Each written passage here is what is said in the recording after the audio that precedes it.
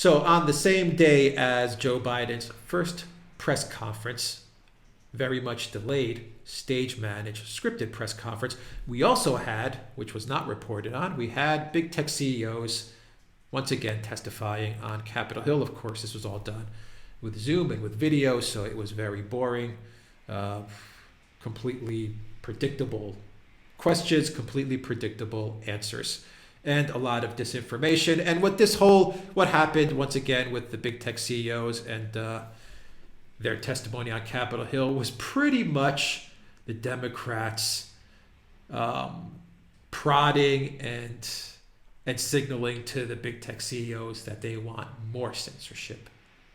They want more deplatforming. And the tech CEOs were kind of, playing it diplomatic and being, oh yeah, we'll see and all this stuff. But I think the big tech CEOs got the memo, and that's what this whole theater was in this latest round of big tech CEO testimonies.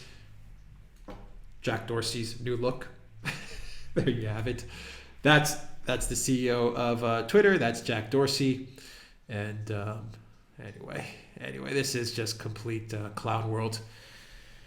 Russia's set to block Twitter soon. Let's see if it happens by the end of March. India is going its own way, and they're creating their own big tech ecosystems. They've got their own Google Maps underway. They've got their own Twitter underway, and India is also checking out. Of course, China is a walled garden. They don't let any of this stuff into their country, and they pretty much manage everything that goes through the internet in China. You have Uganda, who blocked Twitter during the elections. You even have countries like Australia, who are, granted, they're looking to benefit their media oligarchs, but they're also trying to suck out some advertising dollars from big tech as well to go into their local oligarch mainstream media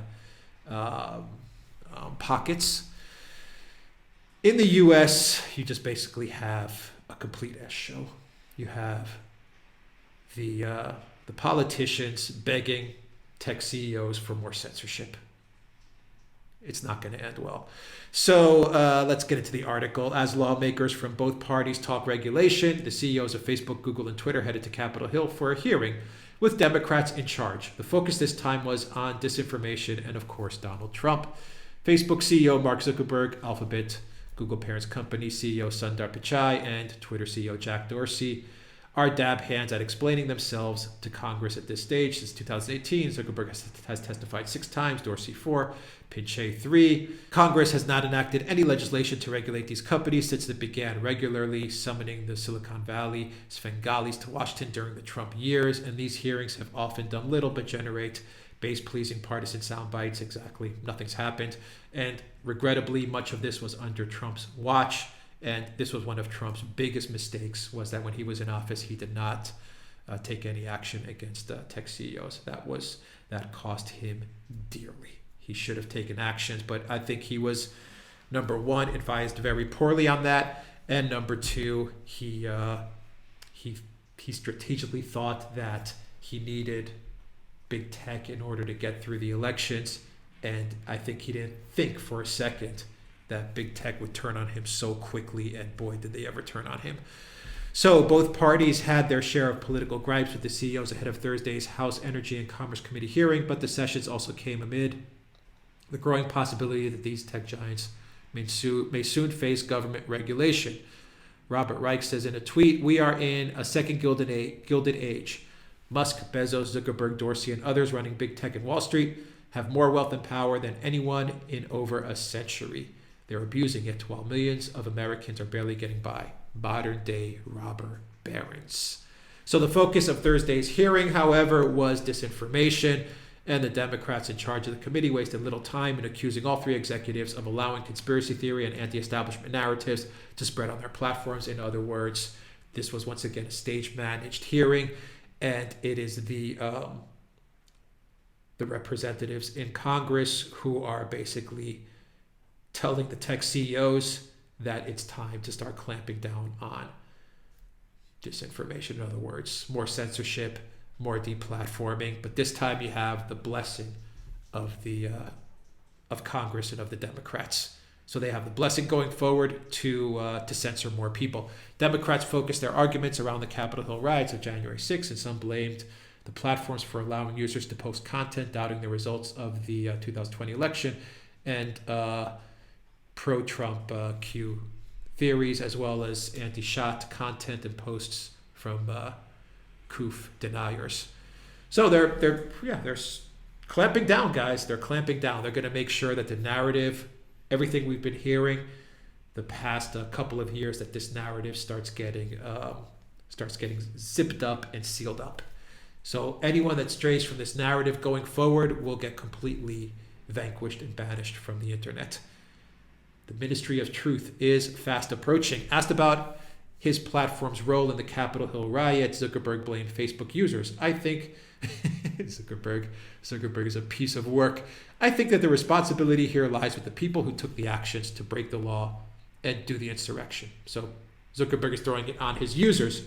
But when it was time to censor, deplatform, ban, take down Parler, then it was Parler's fault. So in Facebook's case, it's the user's fault. In Parler's case, it's the platform's fault. Got it? Those are the rules. Dorsey threw his hands up and admitted fault, answering in affirmative to a yes or no question from Representative Mike Doyle of Pennsylvania, while Pichai dodged the same question, calling it complex. So here's the, let's play the exchange here.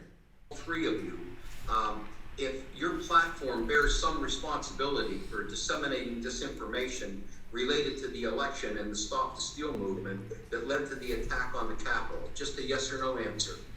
Mr. Zuckerberg.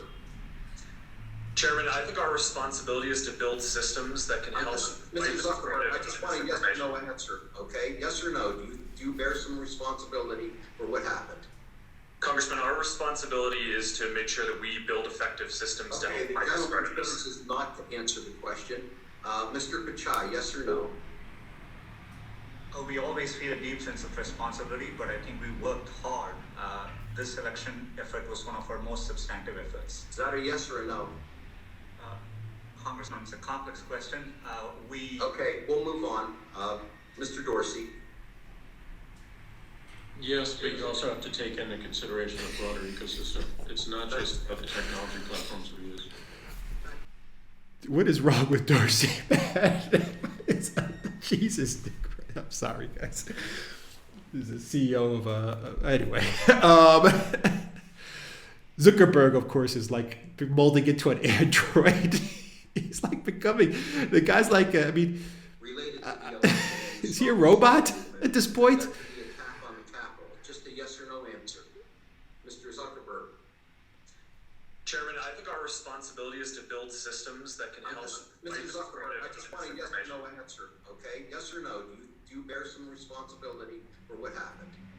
Congressman, our responsibility is to make sure that we build effective systems. So like Zuckerberg is like quickly moving to full Android mode. At least he wore a suit and tie, and at least the Google Pichai also wore a suit and tie to this. I mean, Dorsey like just doesn't. He's like, whatever. Oh my God. These are the guys running the world, by the way. You definitely give the impression that you don't think you're actively in any way promoting this misinformation and extremism, and I totally disagree with that. You're not passive bystanders, said Chair Frank Pallone, Democrat, New Jersey, who told all three CEOs, you're making money. Yes, and that money they donated to you guys. so that you guys can continue to propagate this charade on the entire world. Oh my God. Republicans also pressed the tech titans on the January riot. I mean, we're going to hear about what happened on the Capitol forever, aren't we? They're never going to let this go. Reiterating long-standing accusations of anti-conservative bias, they blasted the three for banning former President Trump from their platform. In Google's case, from subsidiary company YouTube. Steve Scalise also took issue with Twitter's blanket censorship of a New York Post article on Joe Biden's foreign business dealings and a damaging revelation that came weeks before the 2020 election. We don't write policy according to any particular political leaning, Dorsey replied, a statement that conservatives would scoff at. Yeah, right. Yeah, that's a lie, once again, from Dorsey. But once again, Dorsey doesn't care. Dorsey, Pikai, Zuckerberg, they know that they own these people, so they don't care. Let's see here. Let's just read a tweet from Glenn Greenwald and wrap it up.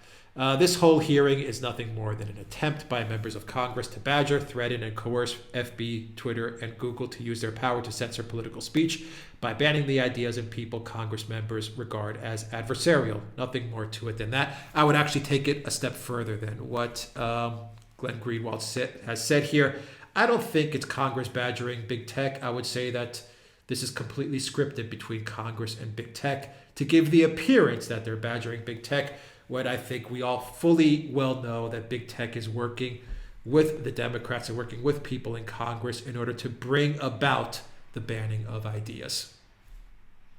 We know that they're working together to do this. So I think this is all theater. All of this is theater, and we know what's coming now.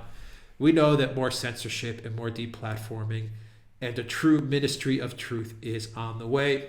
And as I said earlier in the video, they're going to make sure that they tie up all the loose ends and make sure that anyone that strays from the official narrative, whether it has to do with the coup, whether it has to do with what happened on the 6th of January, whether it has to do with Russia, election meddling, all of it, they're going to make sure that anyone that strays from the narrative will be punished.